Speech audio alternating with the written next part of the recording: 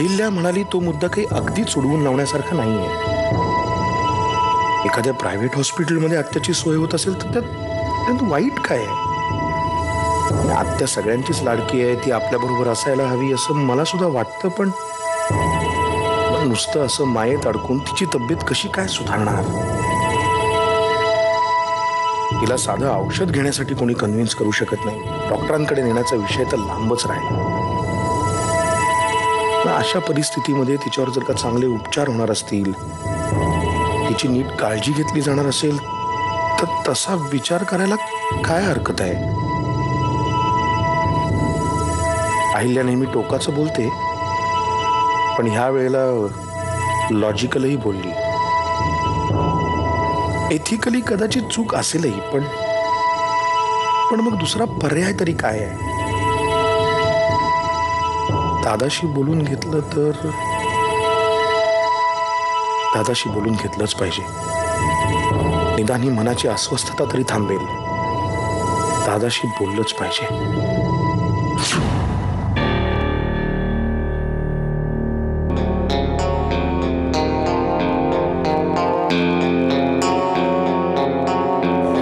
आत्याबाईंनी फक्त 15 दिवसांची मुदत दिली आहे. काय करणार होत आता आपण? आत्याबाईंना एवढं चिडलेलं कधीच पाहिलं नव्हतं. त्यांचा फोन आला तेव्हा टेन्शनच आलं मला. हातातली जी काही कामं होती ती टाकून इकडे लगेच निघून आलो. येण्याआधी तुम्हाला कळवणार होतो साहेब, पण तेवढ्यात त्या समोर आल्या. काही हरकत नाही वाकनीस, तुमचं काही चुकलेलं नाहीये. तुम्ही फोन करायचा प्रयत्न केला असेल, पण हे बघा, तुम्ही जास्त मनाला लावून घेऊ नका.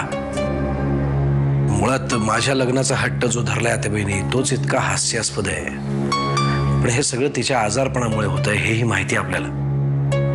तिला कसं समजावावं कळत नाहीये. बरं, असंही वाटतं की जर तिला समजावलं तर त्या क्षणापुरतं तिला समजेल, पण नंतर ती परत विसरेल. हे चक्र असंच चालू राहणार. साहेब, पण 15 दिवसात काय करणार होता आपण? इतके दिवस चालढकल करत आलो होतो आपण, पण आत्याबाईंच्या मनासारखं झालं नाही तर त्या काय करतील कोणास ठाऊक. आत्याबाईंच्या या हट्टामुळे घरातलं सगळं वातावरण बिघडणार आहे. आत्याबाईबद्दल लवकरच काहीतरी तोडगा काढायला हवा. वाकनीस, तुम्ही निघा, मी नंतर तुम्हाला फोन करेन. ठीक आहे सर.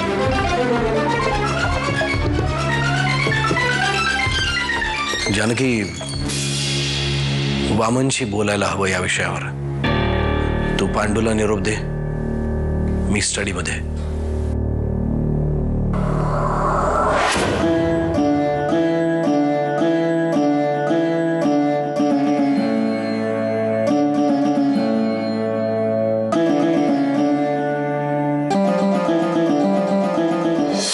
अहिल्याताई, ह्या सगळ्या किल्लेदार मंडळीच्या बुडाखाली आपण जो बॉम्ब लावला होता ना, तो लवकरच फुटणार आहे आता. तू काय बोलतेस? अहो, आत्याबाईंनी नरसिंह भाऊजींना लग्न करण्यासाठी फक्त 15 दिवसाची मुदत दिली आहे. काय? फक्त 15 दिवसात भाऊजींचं लग्न? वा, हा नुसता बॉम्ब नाहीये, तर आत्याबाईंनी ॲटम बॉम्ब टाकलाय. अहो, आत्याबाईंनी सक्त ताकीद दिली आहे नरसिंह भाऊजींना. आणि एरवी सगळ्यांसमोर गुरगुरत असले ना ते, तरी आत्याबाईंसमोर कशी शेपटी घालतात माहितीये की तुम्हाला. आणि हो, आत्याबाईंनी त्यांच्यासाठी मुलगी शोधायची जबाबदारी सुमित्रा वहिनी आणि अहिल्या वहिनींवर दिलेली आहे. आता मी तुमच्याकडे कशासाठी आले, तर ह्या गोष्टीचा आपल्याला फायदा करून घेतला पाहिजे, काही झालं तरी. नाही, बरोबर आहे. या सगळ्याचा फायदा आपल्याला व्हायलाच हवा, पण त्यासाठी सगळ्या गोष्टी व्यवस्थित प्लॅन केल्या पाहिजे, म्हणजे सगळं आपल्या मनासारखं होईल.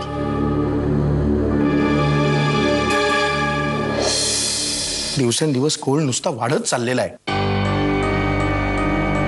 आत्याकडनं हे एवढंच ऐकायचं बाकी राहिलं होतं. काय करायचं आता तेच तर कळत नाहीये. आत्याबाई इतके दिवस नुसतेच लग्न करा असं म्हणत होत्या, म्हणजे आग्रह करत होत्या, पण आता मात्र त्या हट्टाला पेटल्यात. हे कसं करायचं? दादा मला काय वाटतंय, हे जे डॉक्टर आहेत ना आत्ताचे, त्यांचा काही गुण येत नाहीये. अरे म्हणून तर आपण दुसरा स्पेशलिस्ट डॉक्टर बघायचं म्हणतोय ना. एक सेकंड ओपिनियन घेऊया. ते दिल्लीचे डॉक्टर होते, त्यांच्याशी बोलणं झालं का तुमचं? आत्याबाई दिल्लीला यायला तयार होणार नाही आणि तिची परिस्थिती तशी नाही की तिला आपण दिल्लीला नेऊ. त्यापेक्षा मला वाटतं आपण मुंबईतला एखादा चांगलासा डॉक्टर बघूया, त्याचं सेकंड ओपिनियन काय आहे ते पाहूया आणि मग पुढे काय करायचं ते ठरवू.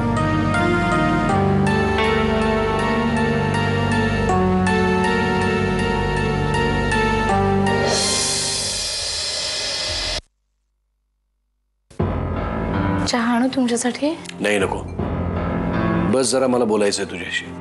काय? तेव्हा मुंबईतल्या मानसोपचार तज्ञाचा नंबर मिळाला आणि तो आत्याबाईंना तपासायला घरी यायला तयार आहे. तो म्हणाला उद्या जरी यायचं असलं तरी मी येईन. उद्या बोलवूया का सकाळी? नाही, ते घरी यायला तयार आहेत हे खूप चांगलं झालं, पण आत्याबाई तपासू देतील? म्हणजे त्यांना सांगायचं काय, कशासाठी तपासतायत त्यांना? त्यांच्या प्रश्नांची उत्तरं कशी द्यायची? मला काय वाटतं सांगू का, तुम्ही किंवा मामन दादा पुन्हा एकदा जाऊन आत्याबाईंशी बोलून बघा ना. म्हणजे मला मान्य आहे ते ऐकत नाही आहेत, पण प्रयत्न करायलाच पाहिजेत ना. मी बोलतो मामनशी.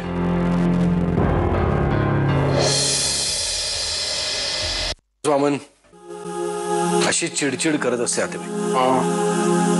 त्या दिवशी पण उगाच चिडली. त्या सुगंधाला घरातून हाकलून द्यायला निघालो होतो तर सुगंधा जाऊन आत्याबाई पाशी रडली. आत्याबाई मलाच ओरडली. तिची अवस्था पण अशी आहे ना की तिला कसं समजावून सांगावं, पटवून द्यावं कळतच नाही मला. अरे डॉक्टरकडे जायला पण तयार नाही ना रे. नाही, मी उपचारांसाठी दिल्लीला जाणार नाही हे एक वेळ मी समजू शकतो, पण कुठल्याच डॉक्टरकडनं मी तपासून घेणार नाही हे काय? आता ते डॉक्टर उपाध्याय घरी येऊन तपासायला तयार आहेत, पण ही तयार नाही. आपण तरी काय करणार सांग? पहिल्यांदा सुद्धा जेव्हा तिला डॉक्टरांकडे न्यायचं होतं तेव्हा कसा विरोध केला होता तिने, आठवतं ना तुला? अमृता आणि जानकीने तिला कसं बसं समजावलं म्हणून ती यायला तयार झाली. असं सारखं सारखं तिला कसं कन्व्हिन्स करत बसणार? का रे? जी, आत्याबाईंसाठी जेवण घेऊन चाललंय. आताशा त्यांना जेवायचं पण लक्षात नाही राहत. हा ठीक आहे जा.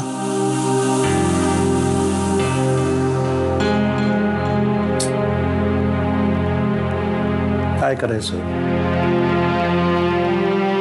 दादा? एका विषयावर तुझ्याशी जरा बोलायचं होतं. बोल ना. म्हणजे अहिल्या माझ्याशी बोलत होती तेव्हा बोलता बोलता ती बोलली. पहिल्यांदा ती बोलली तर मला रागच आला तिचा, पण जसा जसा मी विचार करत गेलो तसं तिचं म्हणणं थोड्या फार फरकाने का होईना पण प्रॅक्टिकल आहे असं मला वाटतं आहे. काय आहे नक्की? इतके आढेवेढे का घेतोय? जे बोलायचं ते बोल ना. आपण आत्याला एखाद्या चांगल्या नर्सिंग होम मध्ये ठेवूया का? काय?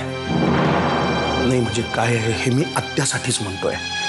प्लीज तू समजून घे. घरामध्ये तिची काय अवस्था आहे तू बघतोयस.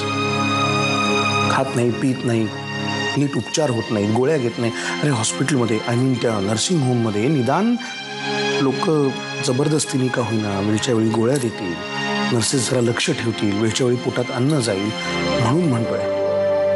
म्हणजे अगदीच काही पर्याय दुसरा उरला नसेल तर. नाही वामन, हे एक वेळ पटू शकतं पण बरोबर वाटत नाहीये मला. मी नुसता एक ऑप्शन सांगितला. हे असंच करूया असं माझं काही म्हणणं नाहीये, अजिबातच नाही. पण खरंच दुसरा पर्याय नसेल ना तर बघ, निर्णय तू घे.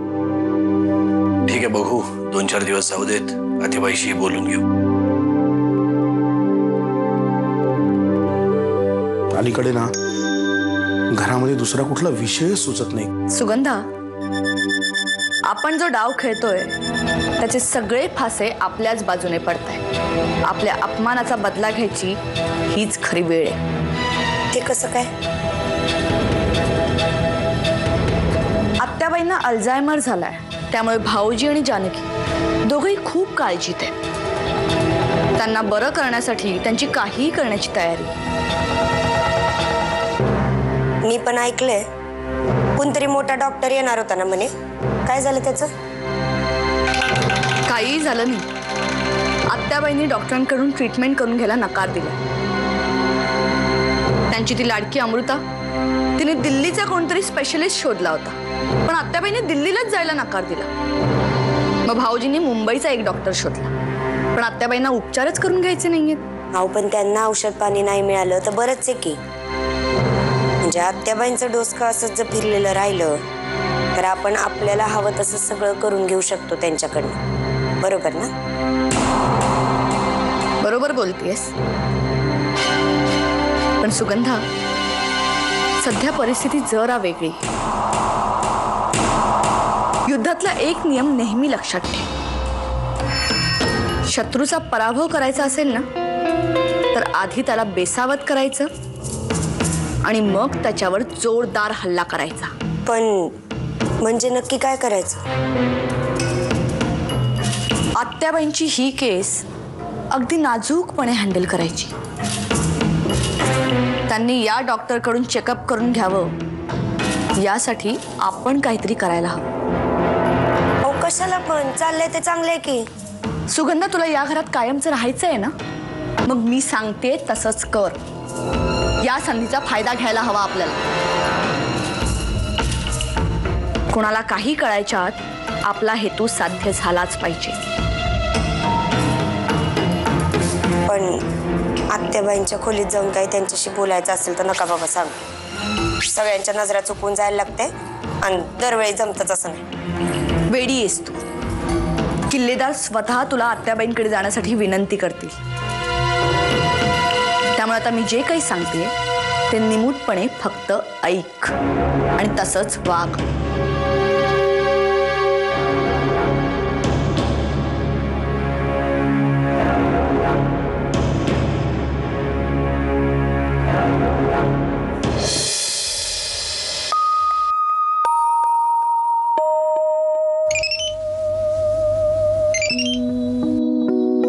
हॅलो, बोल ग. हॅलो जानकी, काय म्हणतेस? माझी आठवण बिठवण येते की नाही? हो, म्हणजे काय येते ना. तू गेल्यापासून माझ्या डोक्याशी भुणभुण करायला कोणी नाही ना, त्यामुळे खूप आठवण येते. म्हणजे मी भुणभुण करते तुझ्या डोक्याशी?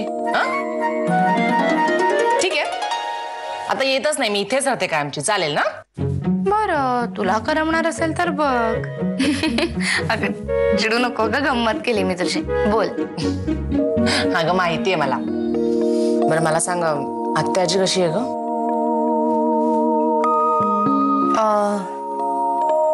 आत्याबाई ना बरे आहेत.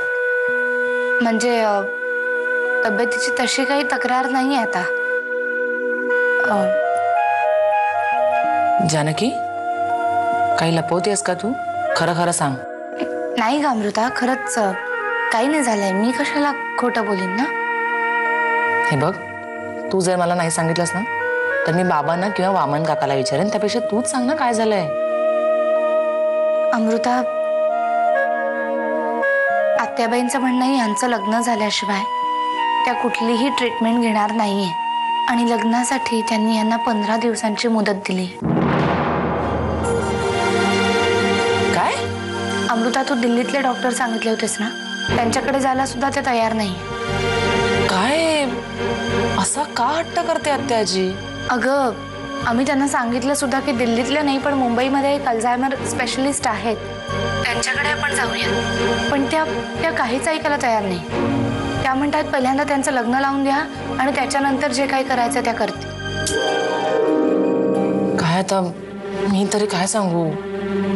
बरं ठीक आहे, मी एक काम करते, मी बोलून बघते, बघूया माझं तरी काय ऐकते का. हां बघ, खरंच फोन करून बघ आणि काय म्हणतात ते मला कळव. मी बोलते तिच्याशी आणि काय बोलणं होतं ते लगेच तुला कळवते. ठीक आहे? चल बाय. बाय.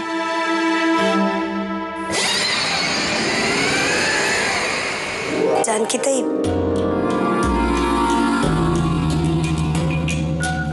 मला बोलायचं होतं थोडं तुझ्याशी.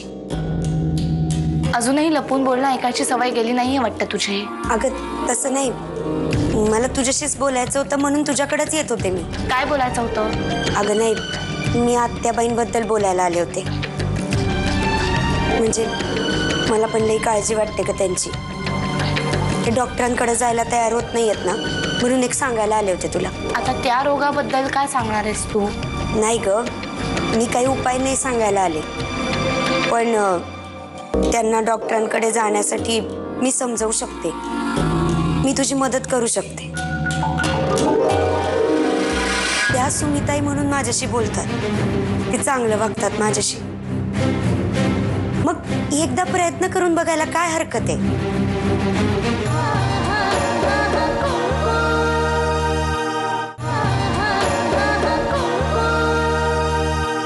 सुगंधा, तुझ्या मदतीची काहीही गरज नाहीये.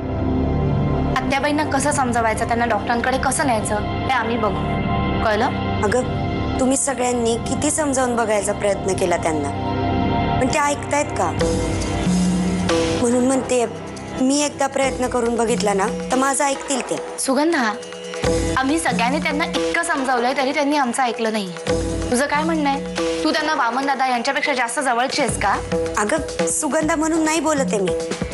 सुगंधाचं नाहीच ऐकणार त्या, पण सुमिताईचं तर ऐकतील ना.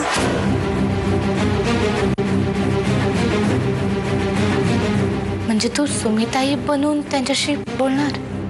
हा, म्हणजे चांगल्या कारणासाठी असं करायला काय हरकत आहे? जानकीताई, खरं सांगू का, मला त्यांची अवस्था नाही ग बघवत. या वयात त्यांना इतका त्रास झालेला नाही बघवत मला. किती दिवस असं चालणार? तूच सांग बर. अचानक का ग तुला एवढा पुळका आला आमचा? इतके दिवस तर आमच्याशी उभा दावा मांडला होतास ना? जानकीताई, या हॉटेलच्या प्रकरणात मी जे काही करते ते सगळं परशू शेट्टी सांगितल्याप्रमाणे वागते. मी स्वतः काहीच निर्णय घेत नाहीये त्याच्यात. पण हॉटेलचं प्रकरण वेगळं आणि आत्याबाईंची तब्येत वेगळी ना. हे बघ जानकीताई, मला त्यांना झालेला त्रास नाही बघत. मलाही त्यांची काळजी वाटते. त्या सुमिताई म्हणून माझ्याशी बोलतात, ते चांगलं वागतात माझ्याशी. मग एकदा प्रयत्न करून बघायला काय हरकत आहे? म्हणजे आपले जे काही वाद आहेत त्याची शिक्षा आत्याबाईंना कशाला मिळायला पाहिजे ना. नाही सुगंधा, तू याच्यामध्ये लक्ष घालण्याची काहीही गरज नाहीये.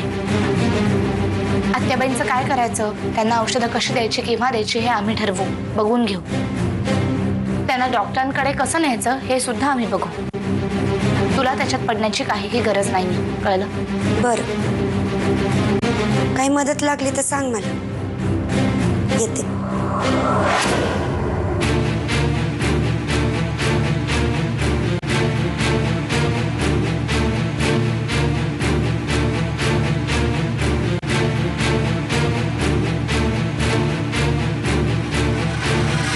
मला पण त्याचीच काळजी वाटते ग ना. असं वाटतं इथली सगळी कामं सोडून ना सरळ तिकडे निघून यावं आता. नाही नाही, असं अजिबात करू नकोस. इकडे कामांसाठी गेली असो ती पूर्ण कर.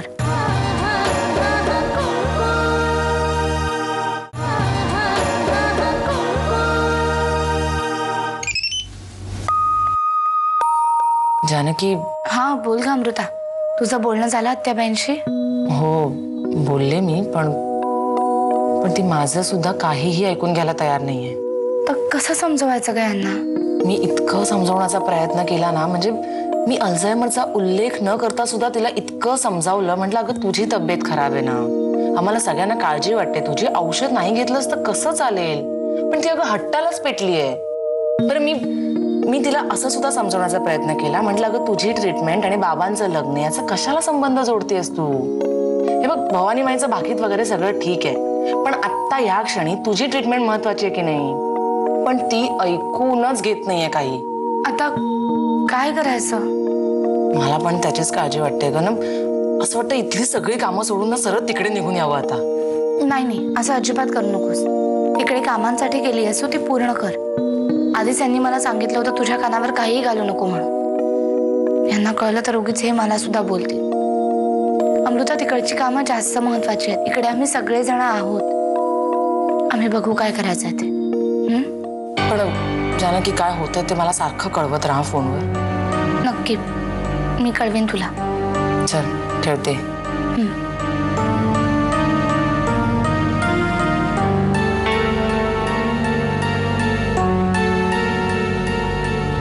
मी एकदा प्रयत्न करून बघितला ना तर माझं ऐकतील ते.